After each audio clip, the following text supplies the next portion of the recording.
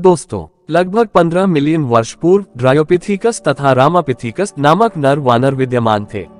इन लोगों के शरीर बालों से भरपूर थे तथा गोरिल्ला एवं चिंपांजी जैसे चलते थे।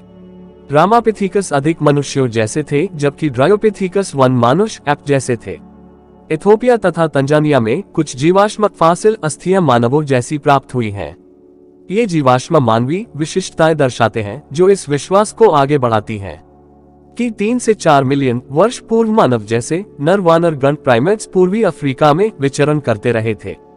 ये लोग संभवतः ऊंचाई में 4 फुट से बड़े नहीं थे, किंतु वे खड़े होकर सीधे चलते थे। लगभग 2 मिलियन वर्ष पूर्व ऑस्ट्रालोपिथेसिन आदि मानव संभवतः पूर्वी अफ्रीका के घास स्थलों में रहता था। साक्ष्य ये प्रकट करते हैं कि वे प्रारंभ में पत्थर के हथियारों से शिकार करते थे, किंतु प्रारंभ में फलों का ही भोजन करते थे। खोजी गई अस्थियों में से कुछ अस्थियां बहुत ही भिन्न थीं। इस जीव को पहला मानव जैसे प्राणी के रूप में जाना गया और उसे होमो हैबिलिस कहा गया था। उसकी दिमागी क्षमता 650 से 800 सीसी के बीच थी। वे संभवतः मांस नहीं खाते थे। 1991 में जावा में खोजे गए जीवाश्म ने अगले चरण के बारे में भेद प्रकट किया। ये चरण था होमो इरेक्ट्स, जो 1.5 मिलियन वर्ष पूर्व हुआ। होमो इरेक्ट्स का मस्तिष्क बड़ा था, जो लगभग 900 सीसी का था। होमो इरेक्ट संभवतः मांस खाता था। नियंडरथाल मानव 1400 सीसी आकार वाले मस्तिष्क लिए हुए 100,000 से 40,000 वर्ष पूर्व लगभग पूर्वी एवं मध्य एशियाई देशों में रहते थे।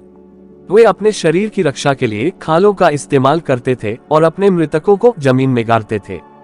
होमो सैपियंस मानव अफ्रीका में विकसित हुआ और धीरे धीरे महाद्वीपों से पार पहुंचा था तथा विभिन्न महाद्वीपों में फैला था। इसके बाद वह भिन्न जातियों में विकसित हुआ। 75,000 से 10,000 वर्ष के दौरान हिमयुग में यह आधुनिक युगीन मानव पैदा हुआ। मानव ने प्रागैतिहासिक गुफा चित्रों की रचना लगभग 8,000 वर्ष पूर्व हुई। कृषि कार्य लगभग 10,000 वर्ष पूर्व आरंभ हुआ और मानव बस्तियां बनना शुरू हुई। बाकी जो कुछ हुआ वह मानव इतिहास या वृद्धि का भाग और सभ्यता की प्रगति का हिस्सा है।